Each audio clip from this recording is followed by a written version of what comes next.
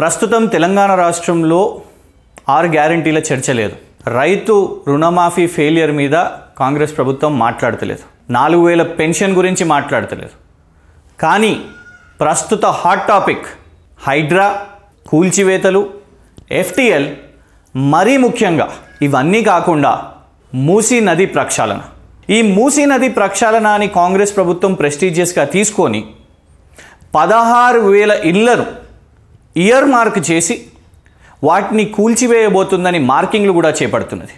వీళ్లను అక్కడికి వెళ్ళి తరలించడానికి గత కేసీఆర్ గారి ప్రభుత్వం నిర్మించిన డబుల్ బెడ్రూమ్లను కూడా ఐడెంటిఫై చేసి ఇక్కడ కూల్చివేసే ఇళ్ల వాళ్ళందరినీ కూడా అక్కడికి తరలిస్తారని ప్రకటించారు.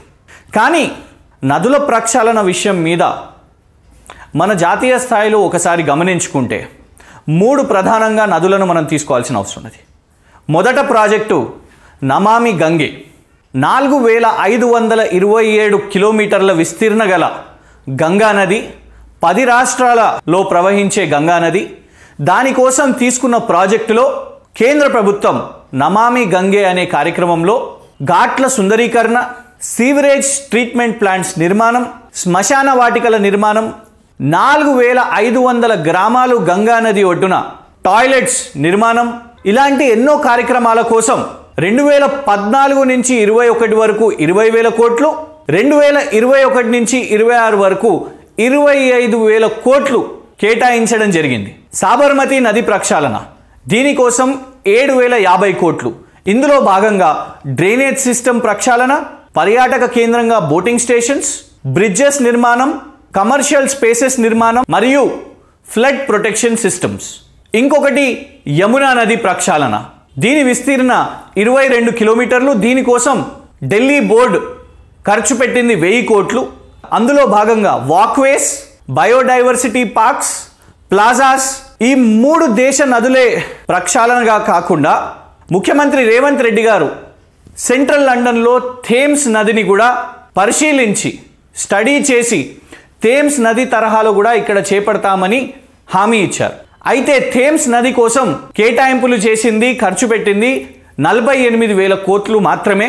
దీని విస్తీర్ణ 346 కిలోమీటర్లు అయితే ప్రధానంగా సెంట్రల్ లండన్లో 32 కిలోమీటర్స్ డెవలప్మెంట్ చేయడం జరిగింది. ఇందులో భాగంగా అక్కడి ప్రభుత్వం ఫోకస్ చేసింది చారిత్రాత్మక కట్టడాలు, దాని సిగ్నిఫికెన్స్ని పెంచడానికి మరియు పర్యాటక కేంద్రంగా మార్చడానికి, ఇంకోటి డ్రైనేజ్ సిస్టమ్ రీడెవలప్ చేయడానికి, అంతేకాకుండా సూవర్ సిస్టమ్, టైడ్ వే, టనల్ నిర్మించడానికి థేమ్స్ లాంటి లండన్లో కూడా 48,000 కోట్లు ఖర్చు పెట్టింది. కానీ మూసీ నది ప్రక్షాళన కోసం రేవంత్ రెడ్డి గారి ప్రభుత్వం 150,000 కోట్లు ప్రకటించింది. మూసీ పరివాహక అభివృద్ధి కోసం 5 ఏళ్లలో 150,000 కోట్ల రూపాయలతోని ప్రణాళికలు సిద్ధం చేసి తొందరలోనే పనులు ప్రారంభించబోతున్నామని చెప్పి మీ అందరి సమక్షంలో ఇవాళ మనం ప్రకటించుకుంటున్నాం. ఈ 150,000 కోట్లు దేనికోసం ఖర్చు పెడుతుంది? రీహాబిలిటేషన్ కోసమా? కాదు. ఎందుకంటే 16,000 కుటుంబాలను ఏదైతే అక్కడ వాళ్ళ ఇళ్లను కూల్చివేస్తున్నారో వాళ్ళనందరినీ కూడా రీలొకేట్ చేయడానికి కేసీఆర్ ప్రభుత్వం నిర్మాణం చేసిన డబుల్ బెడ్రూమ్ని ఎంచుకున్నారు. సో రీహాబిలిటేషన్ ఖర్చు నంబర్ 1 లేదు. అక్కడ ఇంకేం నిర్మాణం చేస్తున్నారు ఇప్పటి వరకు స్పష్టత లేదు. ఒకవైపు 10 రాష్ట్రాల్లో ప్రవహించే గంగానది, దాని విస్తీర్ణ 4,527 కిలోమీటర్లు. దానికే 10 సంవత్సరాలు 12 సంవత్సరాల్లో 40,000 కోట్ల బడ్జెట్లు కేటాయిస్తే ఇక్కడ కేవలం 56 కిలోమీటర్ల విస్తీర్ణంలో ఉన్న మూసీ నదికి 150,000 కోట్లు రేవంత్ రెడ్డి గారి ప్రభుత్వం ఎలా ప్రకటించారో సమాధానం చెప్పాలి. ఇంకొక ప్రధాన అంశం, ఇవాళటి వరకు రేవంత్ రెడ్డి గారి ప్రభుత్వం అసలు ఏ కంపెనీకి దీన్ని కట్టబెడుతున్నదో ఈ రీడెవలప్మెంట్ ప్రోగ్రామ్ అనేది స్పష్టత ఇవ్వలేదు.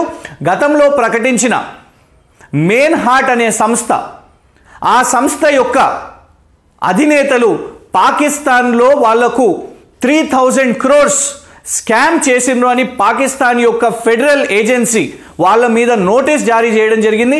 వాళ్ళు ఆ దేశం నుంచి పరారీలో ఉన్నారు. మరి ఆ సంస్థకే రేవంత్ రెడ్డి గారి ప్రభుత్వం గతంలో అనౌన్స్ చేసినట్టు ప్రకటించినట్టు వాళ్ళకే ఇస్తుందా వేచి చూడాలి.